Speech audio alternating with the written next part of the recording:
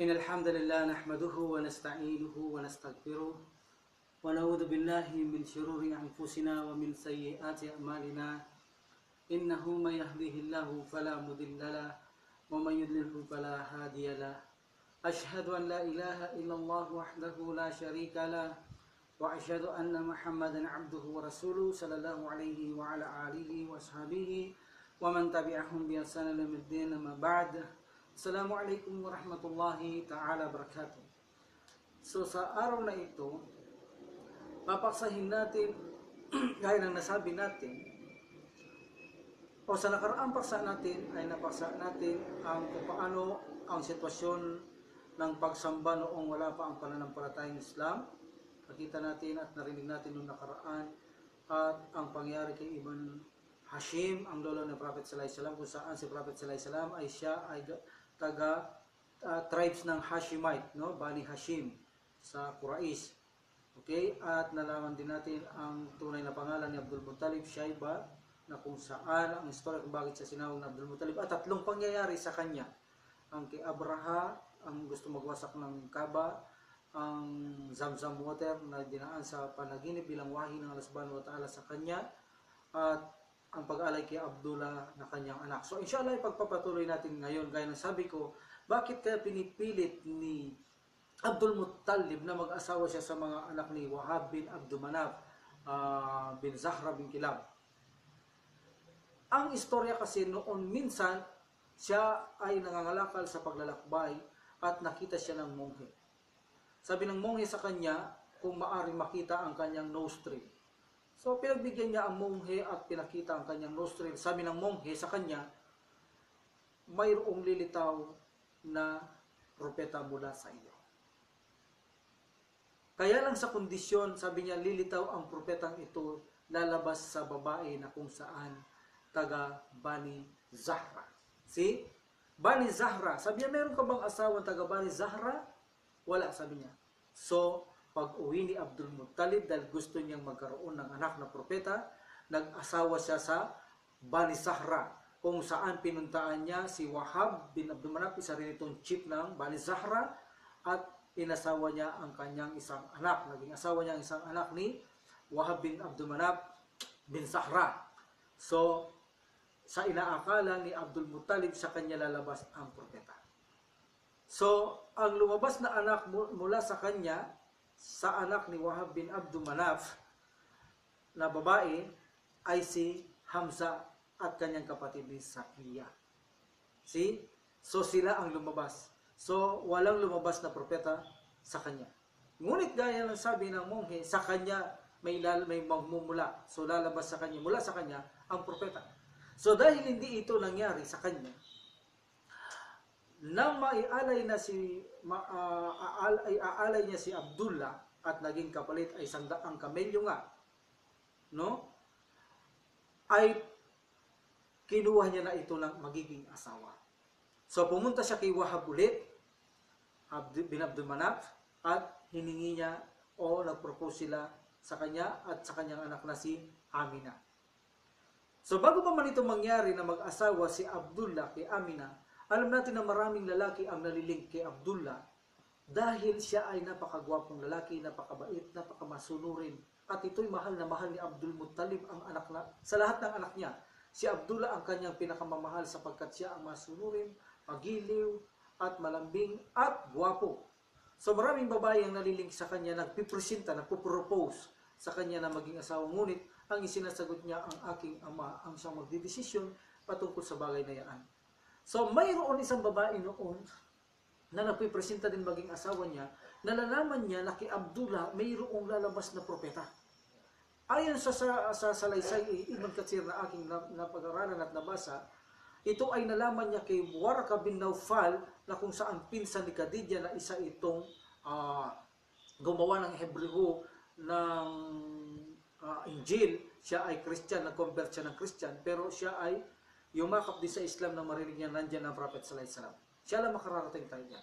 So, nalaman niya ito kay Waraka na mayroong lalabas na propeta mula sa kanya Abdul Muttalib at ito ay mula kay Abdullah. Kaya ang mga babae noon, nagpo-propose sila dahil ang gusto nila ay yaong sa kanila magmula ang propeta. Yun ang kanilang hangad kung bakit sila nagpupumilit na mag-propose dito kay Abdullah. Ngunit ang sagot ni Abdullah, ang kanyang ama ang magpapasya sa bagay nito.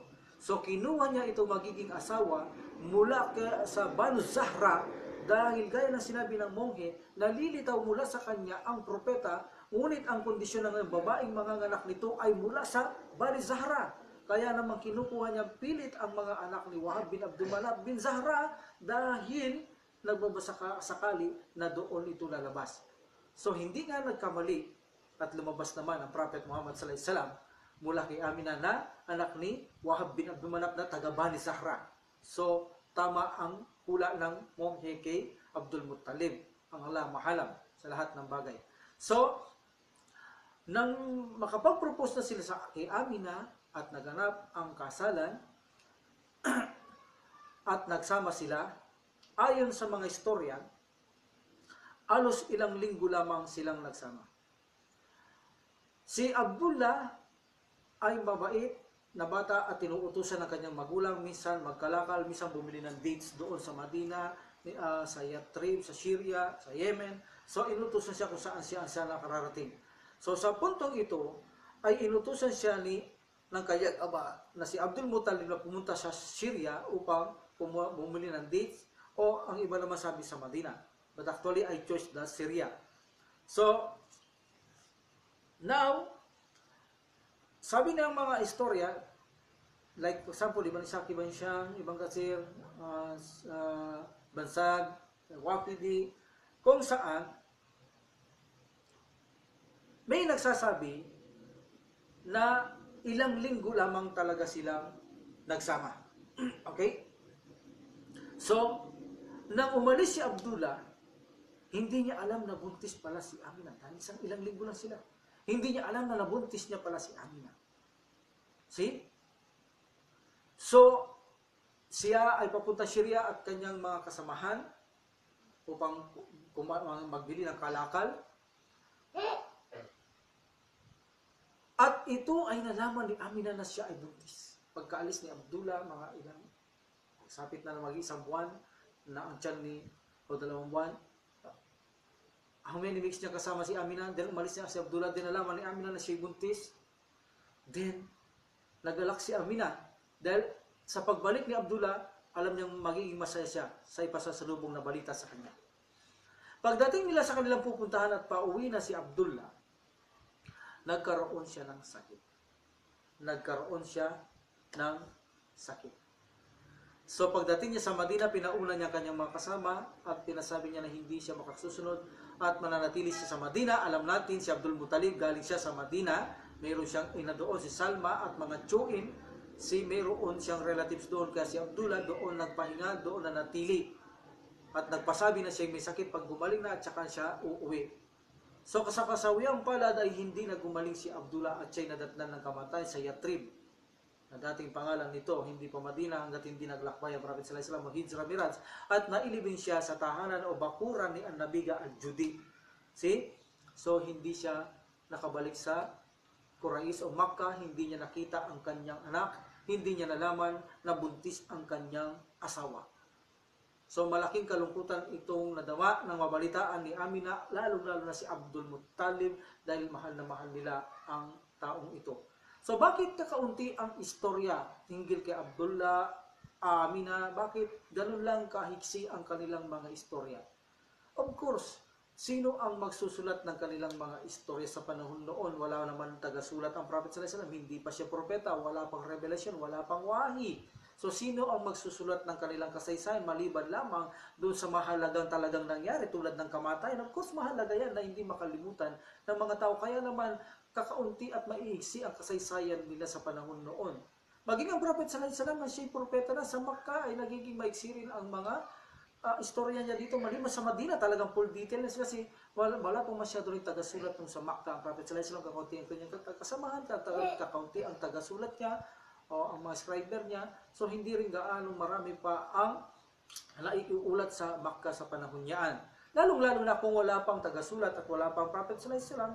So talagang hindi nakapagtataka na maiksi lang ang magiging malalaman nating istorya sa mga ito tulad ni Abdullah o Aminah, sapagkat walang nagsusulat. kundi ang mga importanteng bagay lamang na natatandaan ng mga tao ang siyang nalalaman natin.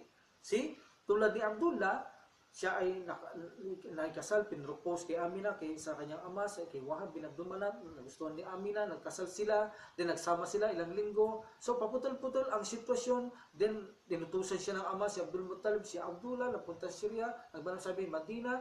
So, then ilang linggo lang nagsama, nabuntis pala ito, hindi nalaman ni Abdullah na siya buntis ang kanyang asawa, nagdadalang taon, hindi niya nakita ang kanyang anak, ni si Muhammad sallallahu alaihi wasallam, hindi niya rin nakita si Abdullah na namatay siya sa Yathrib. So dito, laking kalungkutan ni Amina at palagi niyang sinasariwa ang ilang araw na pagsasama nilang mag-asawa. Kahit paano ay naging maligaya siya dahil napakabait na tao ni Abdullah at responsible na ama, paalalahanin na ama, napakabait niya, masunurin na anak sa kanyang ama, no?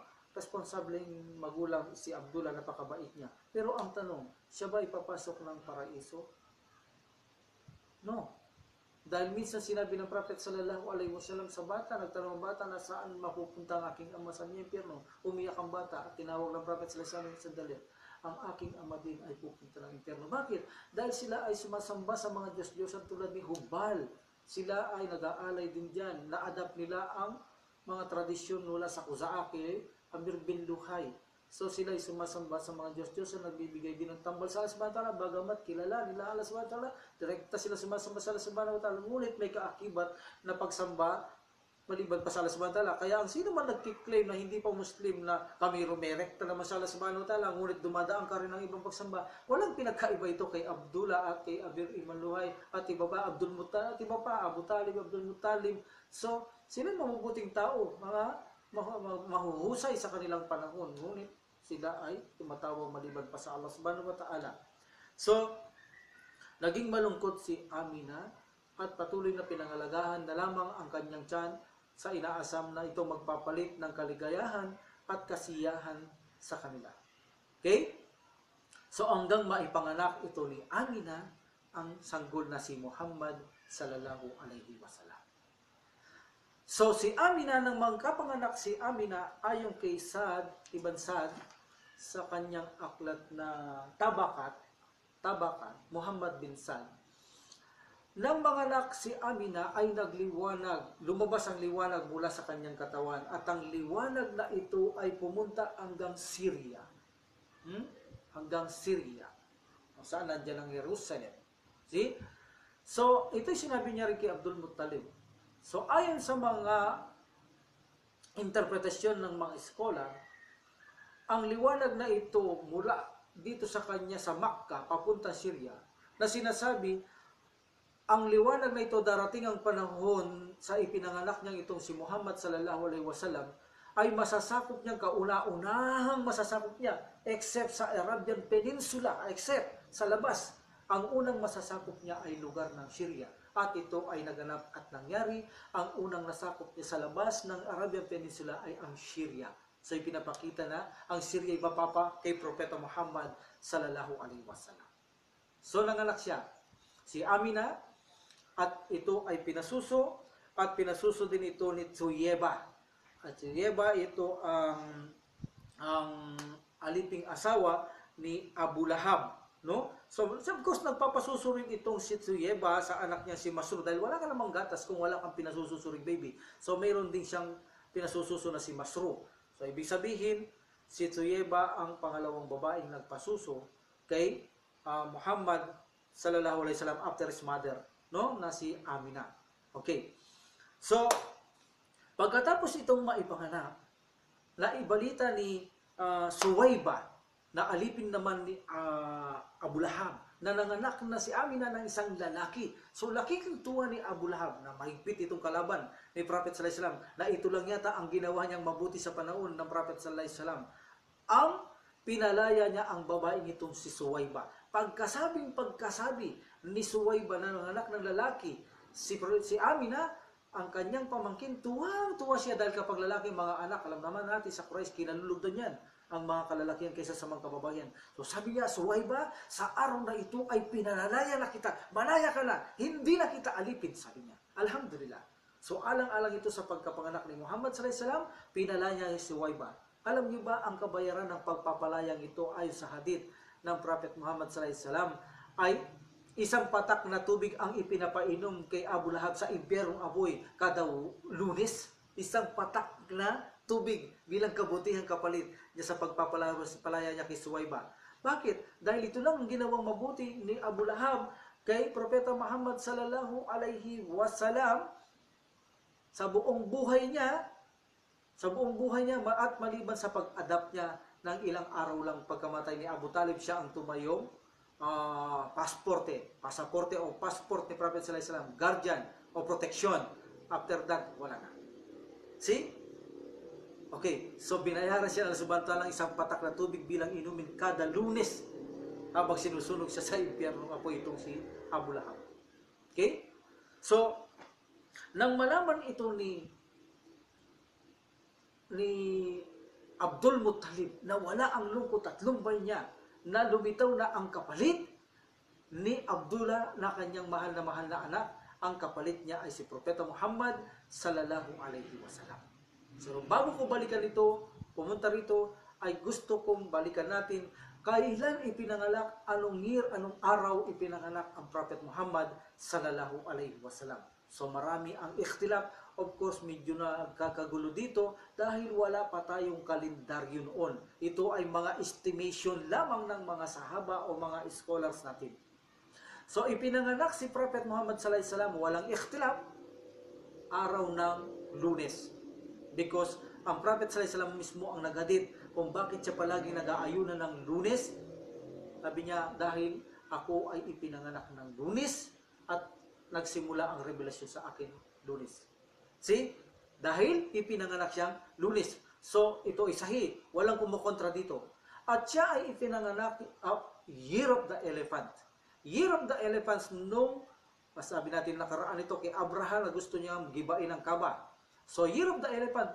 So, bakit hindi Year of Safar, Year of Dhul Hijjah, bakit di Ramadan, Shawwal? Walang kalendaryo noon. So, sila ay bumabase lamang sa importanteng nangyari sa panahon. Sa importanteng nangyari sa panahon, doon sila bumabase at nag-audit ng mga year na nakaraan. Kung mayroong digmaan doon, year na ganitong digmaan. Kung mayroong pangyayari na ganitong elepanting pagsalakay sa Kaaba, Year of the Elephant. So, ang Prophet sallallahu alaihi wasallam, ayon sa ibang ulat, 40, 50, or 55, Allahu alam, siya ay ipinanganak sa taong ang mga elepanting ito na gustong ipawasak ni Abraham ang Kaaba. So, tinawag itong Year of the Elephants. Wala rin kumukontra. Ipinanganak siyang Lunes at Year of the Elephant. So, ang buwan ay ang Rabi Awal. Rabi Awal kung susumahin natin, no? Kung susumahin natin, ang buwan ay Rabi Awal. Ang taon ay Year of the Elephant. Okay? Year of the Elephants, at ang buwan kung susumain ay nasa Rabi Awal.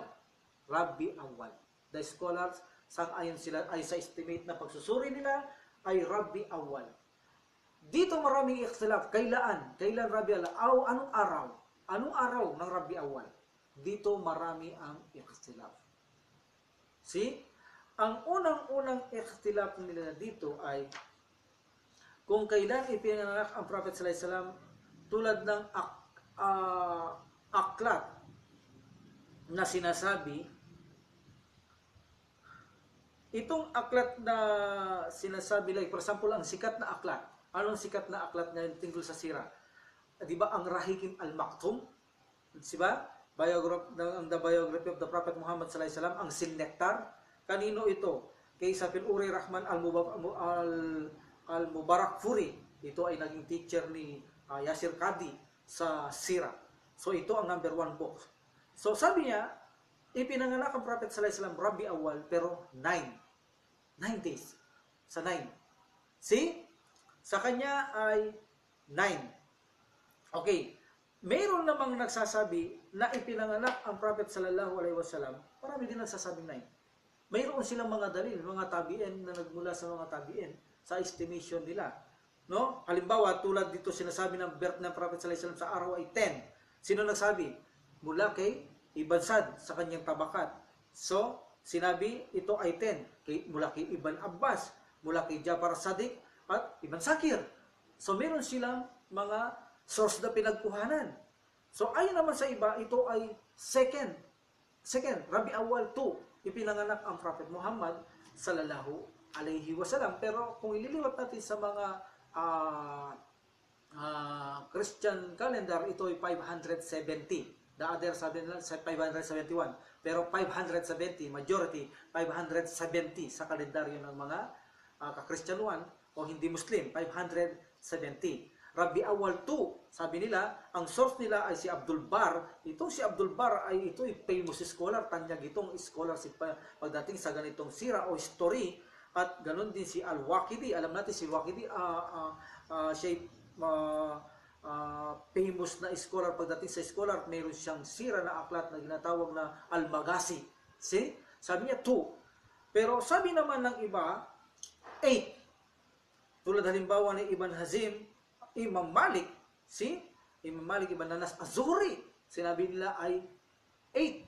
So, ang sabi naman 21, 17, 25 to 27. So, iba-iba. Ang dating naman kay Ibn Ishaq, alam natin, the greatest scholar about sira or historian ay si Ibn Ishaq. Kaya siya ang top. Siya ang top lahat pagdating sa sira. 96% authentic. Allahu alam ang kanyang report. So sabi niya, 12. Rabi Awal, 12. So, sabi niya ay Rabi Awal 12. Of course, Ibn Shayba, Ibn Ishaq, makikita natin dito, wala siyang chain of narrator kung saan niya nagawa ang 12. Pero bakit yun ang sinusunod, Rabi Awal 12? Actually, yung mga iba, mayroon silang chain narrator na nakuha ng Ibn Tabi'in o ano pa man, mga scholar, meron eh. Pero siya wala. Pero dahil siya ang greatest scholar ng historian, siya ang kanya kahit wala itong chain of narrator, tinanggap ang sa kanya.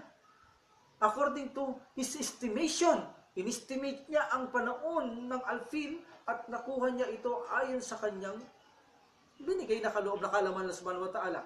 Ang Allah Subhanahu wa Ta'ala kung sino ang tama. Pero majority, kinuha ang kay Ibn Ishaq dahil siya ang greatest historian, siya ang pinagkakatiwalaan, inadapan sa kanya.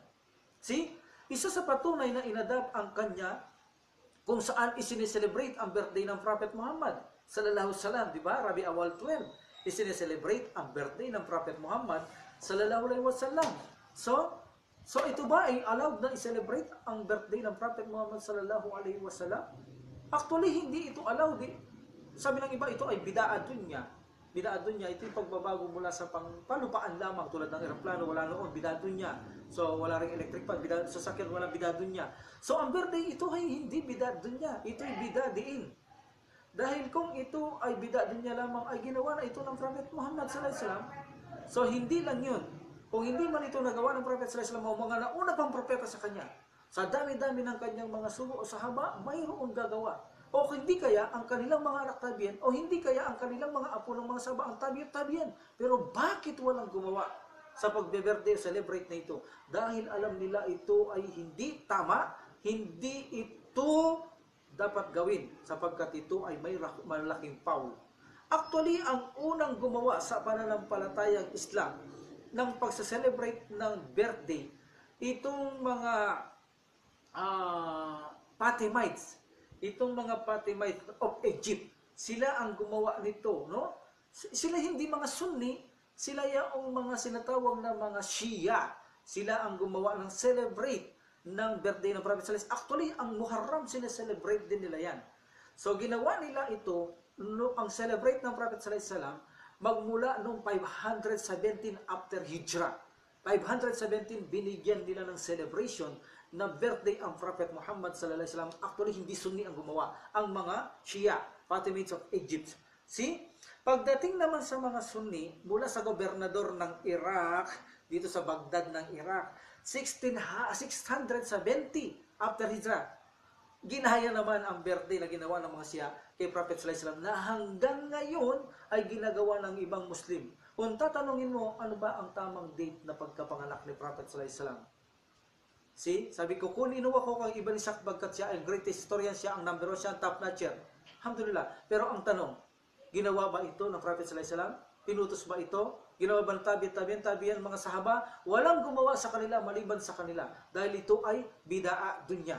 Isa pa rito sa birthday na ito na ginagaya ngayon ng ating mga kakristyanuhan ay ang paggaya ng pag-celebrate nila kay Jesus, December 25, ipinanganak si Jesus December 25, that's why meron celebration, sineselebrate nila bilang kaarawan na kapanganakan ni Jesus, na kung saan nanggaling naman ito sa paglagay nila sa altar kay Jesus ni Constantino at Pablo, na kung saan dito magsimulang gawing Diyos si Jesus, ngunit binigyang kaarawan. Saan nanggaling? Doon sa pangungopia nila sa Griego, sa pagsamba kay Mitra Sangad, na kung saan sineselebrate na noon ng mga pagano ang December 25 bilang kapanganakan ni Mitra, na ginaya na lamang ni Constantino at Pablo upang akayin itong mga pagano at magsisalib sa kanila dahil kailangan nila ang pera.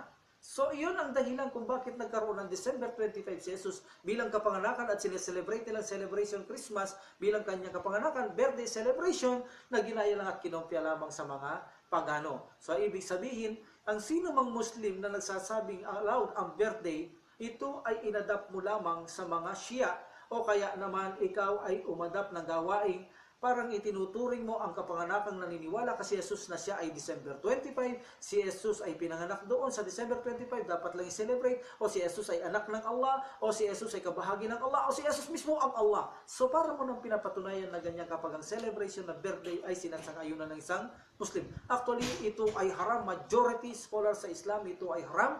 Haram ang bumati ng birthday, haram ang magregalo sa birthday, haram ang kumain sa birthday, haram ang magbigay ng Christmas card sa birthday, haram ang anumang may connection sa birthday. So, hindi ito ipinapahintulot na i-celebration ng birthday gaya ng paggagawa ng mga Sunni o mga ibang Muslim na hindi Sunni at iba pang mga sekta sa Islam. Alhamdulillah. So, Rabi Awal 12. Ito ang pinakamatibay na sandigan na ipinanganak ang Prophet sallallahu alaihi wasallam, Year of the Elephant, at araw ng Monday. Araw ito ng Monday. Okay. So, pagkatapos nito, ipinaalam ni Amina, inag-utos siya kay Abdul Muttalib na siya ay nanganak, at laking tuwa ni Abdul Muttalib na nanganak na si Amina at ang anak ay lalaki, lalong-lalo siyang natuwa bilang kapalit ni Abdullah. Nahimasmasan ang lahat ng kanilang paghihirap sa kanilang dibdib, napalitan ngayon ng bagong kasiyahan ang kanilang hinaharap. Ganon din si Amina. Ganon din ang kanyang angkal na si Habulhab, tuwang-tuwa, pinalaya pang kanyang alipin na si Suwayba. No? Okay. So, dito ay dagli-dagling pumunta si Abdul Muttalib sa kanyang anak apo. Actually, mayroon mga kasaysayan, mababasa ninyo, baka ewan ko, I think this is not, hindi sila totoo. Hindi ko matanggap na, ang Allah subhanahu wa ta'ala, maalam kung ito'y totoo, hindi, pero dapat kung magsalaysay tayo sa pananampalataya Islam, hinggil sa sira ng Prophet sallallahu alaihi wasallam, kung magdadagdag man tayo, ay yaong hindi maaring kutsain ng mga hindi Muslim o pagtawanan. Tulad halimbawa, sinabi daw na ang Prophet sallallahu alaihi wasallam ay ipinanganak at tumangala sa at tinaas ang daliri, sabi, La ilaha illallah. Ang isa naman nanganak siya at tumayo at nagpatira pa, si Prophet Muhammad sallallahu alaihi wasallam.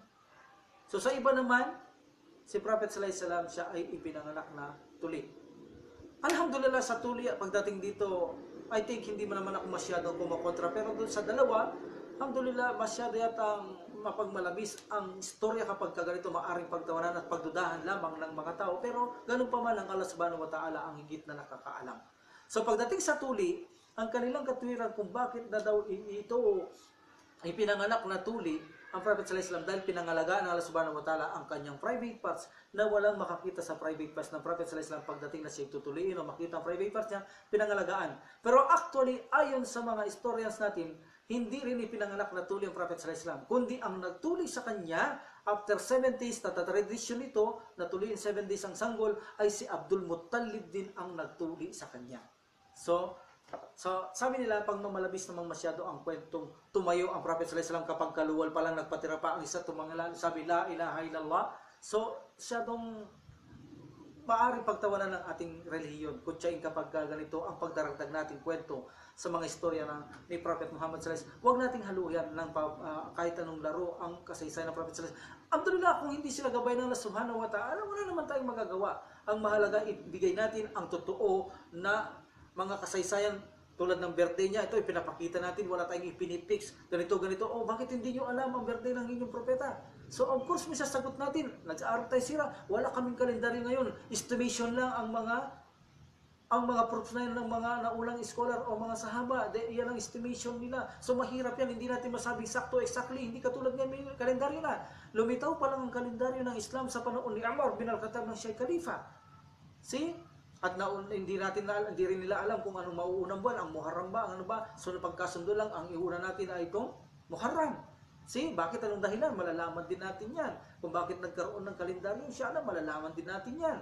So marami tayong malalaman at masasagka natin anuman ang paningin ng mga hindi mananampalataya na pangungutya rito, kayang-kaya nating sagutin kapag napag-aralan natin ang sira, may pagtatanggol natin ang mahal na Prophet sallallahu alaihi wasallam, may pagtatanggol natin ang relihiyong Islam ng Allah subhanahu wa ta'ala. So tuwang-tuwa si Abdul Muttalib at dagli-dagli niyang dinala ang bata doon sa Kaaba. At pinangalanan niya ito lang Muhammad. Muhammad. Actually, bago pa nanganak si Amina, ayon sa historian ay nananaginip siya na magdadalang tao si Amina at ito ay magiging propeta na sa buong sangkatauhan at yung pangalan mo ay Abdullah. Pero actually, ang gumawa ng pangalan ay si Abdul Muttalib ng Abdullah. Hindi ang kanyang ina na sinasabing nakita niya ito sa kanyang panaginip. So, Abdullah ang ipinanganak niya kay Prophet sallallahu alaihi wasallam. So, bakit niya ito pinangalan ng Abdullah? See? Samantalang ang pangalang Abdullah sa kanilang lugar mismo sa Quraysh, walang pangalan na Abdullah. Hindi kilala ang pangalan o hindi tanyag ang pangalang Abdullah, Muhammad. Sa ibang lugar, mayroon kang maririnig nila na pangalang Muhammad, ngunit hindi ito popular. At lalo sa kanilang lugar, sa Quraysh, sa Makkah, walang pangalang Muhammad, pero bakit pinangalanan ni Abdul Muttalib ang kanyang apo na anak ni Amina, na anak din ni Abdullah, na Muhammad? See? Muhammad. Bakit niya ito ipinangalan? So, inshallah, ano ang kabaibahan ng Ahmad at Muhammad? Magkaiba ang Muhammad, magkaiba ang Ahmad, pero yan ay parehong pangalan ni Prophet sallallahu alaihi wasallam. Maraming pangalan ng Prophet sallallahu alaihi wasallam, pero ito ang pinakatanyag at binigkas sa banal na Quran. Ilang beses binigkas ang Muhammad sa banal na Quran at Ahmad. So inshallah, sa susunod, ipapaksahin natin ito, ang kaibahan ng Muhammad at Ahmad, no? At sino ang nagpasuso kay Prophet sallallahu alaihi wasallam? Foster mother niya si Halima. Anong buhay naging mayroon sila? Bakit pinapasuso ang mga bata sa Makkah, sa labas ng lugar nila? Ano ang dahilan? Malalaman din natin ito, inshallah. So ano ang kaibahan ng Muhammad at Ahmad? Ilang beses ito nabanggit sa banal na Quran ng Ahmad at saka ang Muhammad. So, napakaganda niyan na malaman din natin ang bagay na ito. So, papunta na tayo sa istorya, sa buhay. Buhay na ang Prophet sallallahu alaihi wasallam. Ipinanganak na. Nang ipanganak ang Prophet sallallahu alaihi wasallam ayon kay Ibn Sa'd, Muhammad Ibn Sa'd, sa kanyang aklat na Tabakat, na kung saan sinasabi, pero mayroon ditong hidwaan, na ipinanganak siya, ang bulwagan ng Kisra Palace ay nakrak ito at nagiba. 14 na balcony, nakrak at nagiba. At ang sinasambang apoy ng mga sumasambang mangyan ay namatay. At ang Lake Sawa ay halos nawala ng tubig at nag-collapse doon ang mga simbahan doon sa Lake Sawa. So ayon sa iba, ito'y mayroong hidwaan, mayroon dito na pinagtatalunan sa bagay na ito. Pero alhamdulillah, isa itong sign nang dumating ang Prophet Muhammad sallallahu alaihi wasallam, na sinasabi isa itong tanda na ma-conquer niya ang mga lugar na ito pagdating ng panahon, at na-conquer niya naman ang mga ito. Hindi man sa kanyang panahon pagkamatay niya, ang kanyang mga sahaba na nagpatuloy ay nasa pa kanila ito at Of course, ibig sabihin, napasa relihiyong ng pananampalatayang Islam. So, malinaw na ipinanganak ang Prophet sallallahu alaihi wasallam. Year of the Elephant, walang pagtatalo. Lunes, kung ilalagay ngayon sa kalendaryo natin, Rabi Awal, ang pagtatalo lang ay ang date, pero ang pinakamalakas ay 12. Isang dahilan na malakas ay inadapt ito at ginawang selebrasyon ng mga kamusliman na kung saan kapag hindi natin talaga na pag-aaralan ng Islam ay nagagawa natin ang malaking bidaa. Malaking bidaa. So inshallah ipagpapatuloy natin sa susunod kung ano ang kaibahan ng Ahmad at ng Muhammad. Ilang beses na banggit sa Quran ng Ahmad at ang Muhammad at ano naging mayroong buhay si Halima noong kukupin niya bilang siya ang tumayong mother poster ni Muhammad sallallahu alaihi wasallam. Siya ang kumupkop. Siya ang inupahan magpasuso ni Amina alang-alang sa kanya. Anong dahilan bakit ipinapasuso sa mga babaeng sa labas ng Quraish ang mga sanggol? So inshallah, ito ang ating subaybayan sa susunod na paksahin natin. Wa qira'dawan alhamdulillah rabbil alamin wa salatu wa salam ala rasulillah. Subhanakallahumma wa bihamdika asyhadu an la ilaha illa anta astaghfiruka wa atubu ilaik. Assalamualaikum warahmatullahi taala wabarakatuh.